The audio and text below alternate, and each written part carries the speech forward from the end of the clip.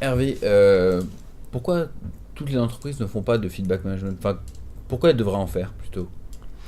Alors, euh, comme on le disait précédemment, les produits, les offres, les services tentent Mhm, à se différencier, qu'elles ont besoin finalement de connaître la perception mhm, euh, de leurs clients pour se différencier. oui.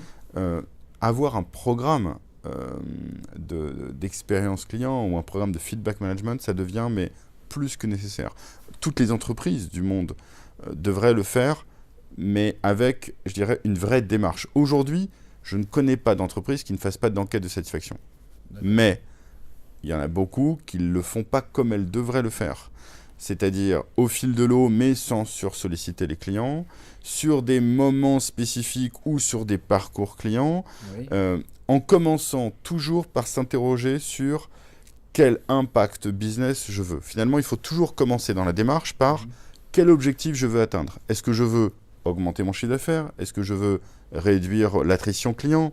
Est-ce que je veux réduire mes coûts? Est-ce que je veux diffuser la centricité client au sein de l'entreprise? oui. Donc améliorer la culture client au sein de l'entreprise. En fonction de ces objectifs-là, alors on va savoir quel levier opérationnel on peut utiliser.